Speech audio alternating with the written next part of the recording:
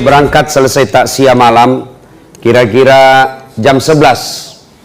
Saya naik mobil, beberapa saat kemudian saya tidur di belakang.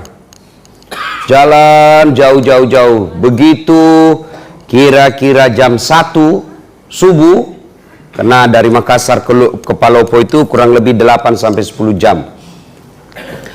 Saya terbangun. Saya lihat, kenapa ini mobil singgah? Oh, ternyata saya lihat, sopirnya turun kencing. Dia turun dari sebelah kanan. Saya juga tiba-tiba mau kencing. Saya turun sebelah kiri.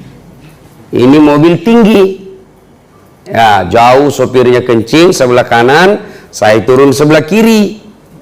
Begitu saya lagi kencing, saya pikir, sekalinya ini sopir dia tidak tahu saya turun.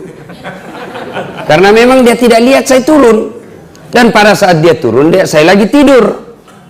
Sementara saya lagi kencing, belum habis, tiba-tiba lari itu mobil. La haula wala quwata illa billah. Nah, kena ke awala. Lari saya lah, woi musalaika, kau tinggalkan saya. Tapi apa hendak dikata, mobil sudah rapat. Pada saat itu juga gerimis, tidak didengar. Lah bu yotoe, tinggallah saya mulai jam 1 dini hari. Nanti dia sadar ini sopir. Ketika tiba waktu subuh, dia balik. Ustaz, subuh mi. Dia nih, tidak ada Ustaz. Dia baru sadar saya ditinggal. Dia balik mobilnya, laju kencang. Masya Allah, dia baru tiba jam 6.15 pagi. Mulai saya jam 1 subuh. Semua mobil yang saya kasih singgah, tidak ada yang mau singgah. Yang mau ke Makassar tidak mau singgah, yang mau ke Palopo tidak ada yang mau singgah. Kenapa? Karena waktu itu tengah malam di hutan. Ini tengah hutan, Pak. Saya pakai putih-putih. Saya berpikir, dia kira ini saya pocong. Tidak ada satupun yang singgah mengambilku. Ya, jam 6:15 baru dia singgah di tempat saya. Saya mau tinggalkan tempat itu. Saya bilang nanti dia pulang tidak dapat, Kak. Nak kena tonga bala. Salat subuh lah saya, basah Pak, semua basah.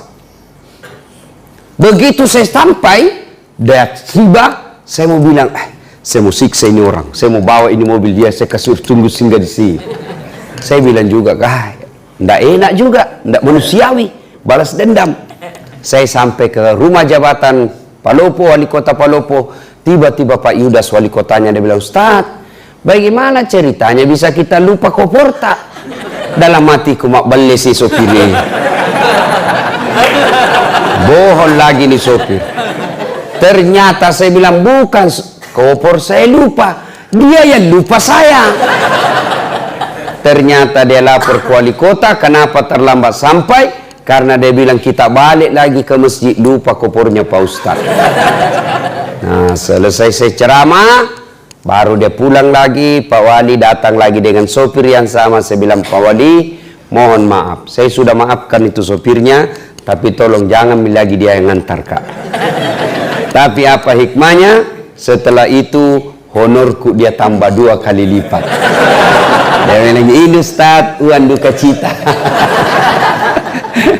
Nah, ibu bapak saudara-saudara sekalian, saya ambil iktibar, saya ambil hikmah pelajaran dari kisah ini, di dunia. Apa pelajaran ini? Saya bilang, beginilah kisahnya kita kalau kita dikubur. Masuklah kita dikubur. Berharap ada mobil yang singgah mengambil saya. Berharap ada keluarga yang doakan kita. Ternyata tidak ada lagi yang doakan kita. Kita menunggu keluarga mendoakan kita. Kita menunggu anak mendoakan kita setelah dikubur. Tapi apa hendak dikata, tidak ada satupun yang mengingat kita. Basah kuyuplah saya, menderitalah saya. Ternyata mengharap kiriman-kiriman doa, ternyata tidak ada yang mendoakan saya. Beginilah kita, Pak, merantau, kita datang ke Kupang, Bapak bekerja di sini. Kalau tidak senang, 2 tahun makin menderita, 3 tahun makin susah, 5 tahun tidak ada tanda-tanda bahagia. Hai, lebih saya pulang ke Sulawesi. Begitu kan? Masih bisa ki pulang. Kerja ki di sini tidak enak, bos tidak bagus, kata-katanya kasar, istrinya enak-enak bicaranya, berhenti kerja, saya balik ke Sulawesi. Iya toh? Tapi kalau bapak masih di kubur, senang tidak senang, tinggal mako di situ. Tidak bisa kau lagi balik naik ke atas. Pun kalau kau balik ke atas, maka tidak ada orang mau dekati kau. Wih, pocong-pocong, lari. Nah, ibu bapak, saudara-saudara sekalian, ini hikmah yang paling penting. Ini bapak-bapak yang sudah tua, yang di depanku sudah muka sakaratil maut. Melo kilo kega bos, pasti mati kok. Berapa kali maki antar jenazah? Tuh, 3 yang ngantar kita itu. Bapak coba lihat kalau ada orang meninggal, tentu mantar laki. 3 yang ngantar kita. 1, harta. Ini harta keluar mobil, keluar motor, keluar karpet, keluar tikar, keluar semuanya. Begitu kita masuk di kubur, apa yang temani kita? Harta kita yang paling banyak, yang paling kita temani kita apa? Kain kafan. Tidak mentang-mentang dia kaya, pakai kain sutra. Tidak mentang-mentang dia kaya, kasih tebal-tebal dia, kasih macam-macam kainnya. Tidak. Kainnya kain kafan, mulai dari yang paling kaya sampai paling miskin, sama kainnya, kain kafan. Apa minyak-minyaknya? Kapur barus. Iya toh? Tidak mentang-mentang dia kaya, pakai Bulgari, pakai Angelman, tidak, pakai apa? Kapur barus. Lalu apa yang kita mau sombongkan di dunia ini?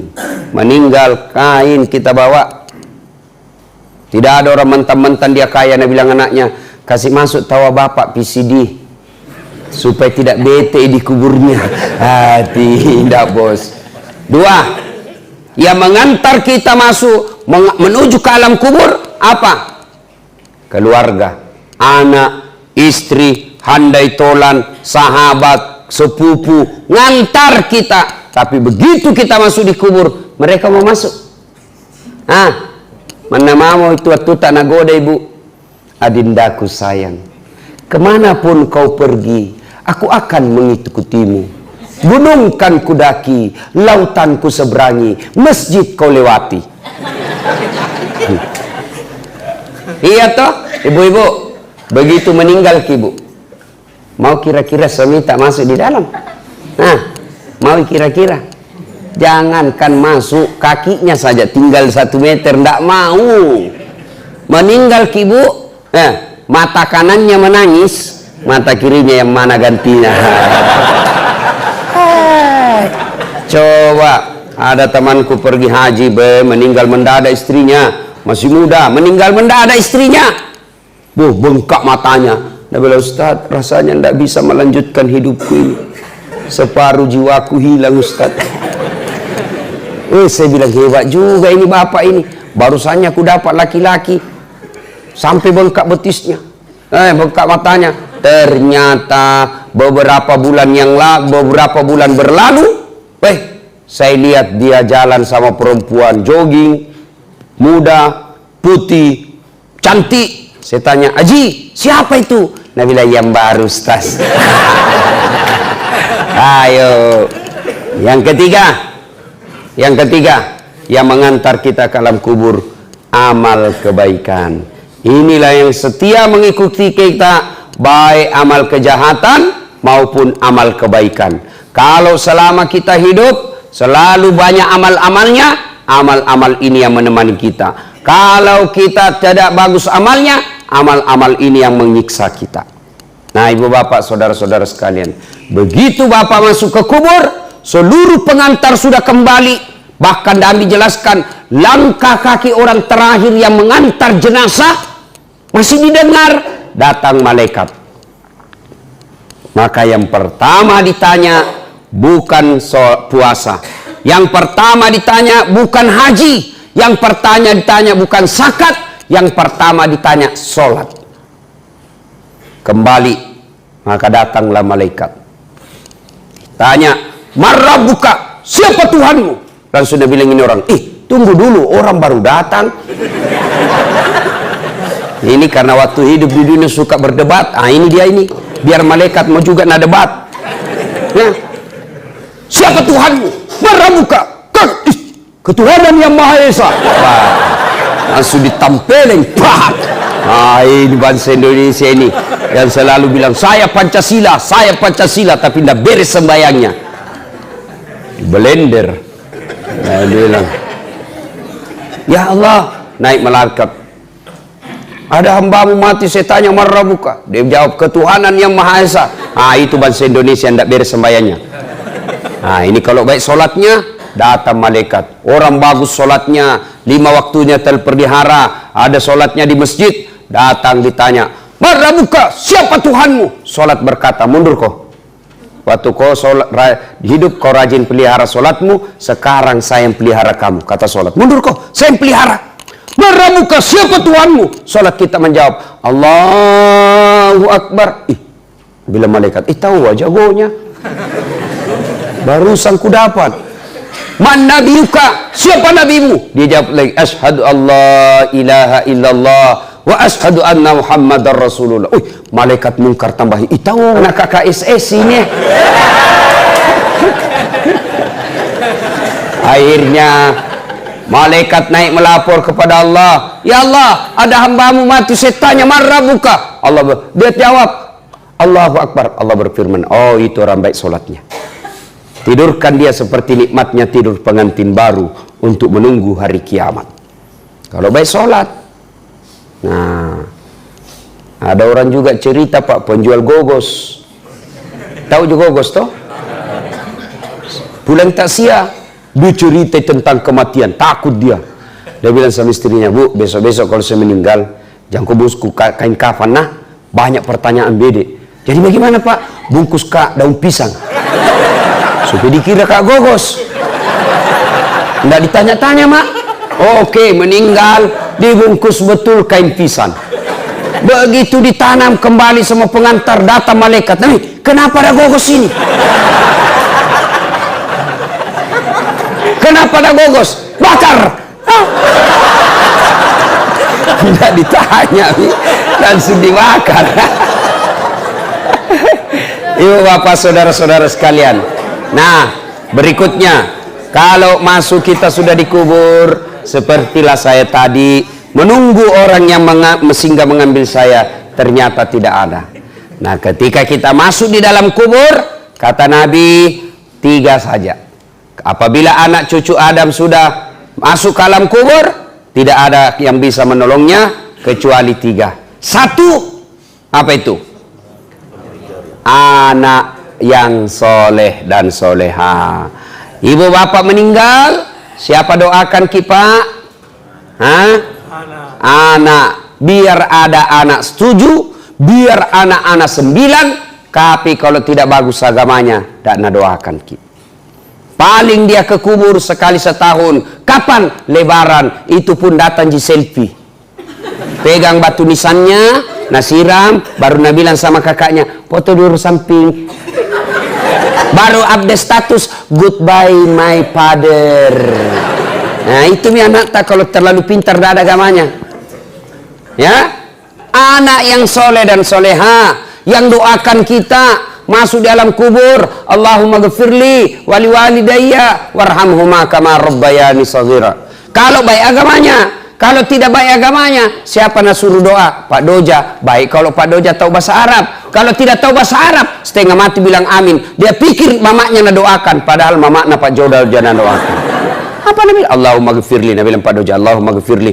Nabi bilang bapak, amin. Wali walidayya, amin. Warhamhuma kama rabbayani shaghira, amin. Nak kira mamaknya didoakan, padahal mamaknya Pak Doja. Apa artinya itu tadi? Ya Allah ampuni dosaku. Nabi bilang ini bapak di belakang, amin. Siapa ku? Dosanya Pak Doja. Wali walidayya, kedua orang tuaku. Nabi lagi di bapak, amin. Ibu bapaknya Pak Doja. Sudah dikasih pisang sama uang, disuruh doakan mamaknya ada doakan. Nah, bapak saudara-saudara sekalian. Jadi yang paling habis waktu. 2 menit lagi. Yang kedua, yang bisa menyelamatkan kita setelah anak yang soleh dan soleha, yang kedua adalah amal jariah. Amal jariah, ya, amal jariah itu berupa apa? Satu, pembangunan yang bermanfaat. Bangun masjid, bangun sekolah, bangun jembatan, tanah dijadikan jalanan umum, rumah dijadikan tahfiz Quran, rumah dijadikan rumah imam. Itu amal jariah. Amal jariah yang ketiga, setelah pembangunan anak soleh, pembangunan yang ketiga apa? Ilmu yang bermanfaat. Nih dengar ceramah saya, save, sebar, like and share. Jangan lupa kasih subscribe. Nah, kalau bapak-bapak dapat ilmu, WhatsApp, broadcast, itu setan menggoda. Jangan ku sebar. Nanti dia bilang koroso alim. Itu setan. Sebarkan saja kebaikan. Kalau gambar-gambar porno, selama gambar porno itu yang kau edarkan beredar, selama itu kau dapat dosa meskipun engkau sudah di alam kubur. Termasuk ibu-ibu, bapak-bapak, saudara-saudara yang sebarkan foto-fotonya yang kelihatan auratnya, maka selama beredar itu fotomu yang kelihatan auratnya, selama itu kau dapat kiriman dosa. Ibu bapak saudara-saudara sekalian, karena waktu yang terbatas saya harus ke bandara, tidak mungkin tunggu ke pesawat, saya bukan presiden.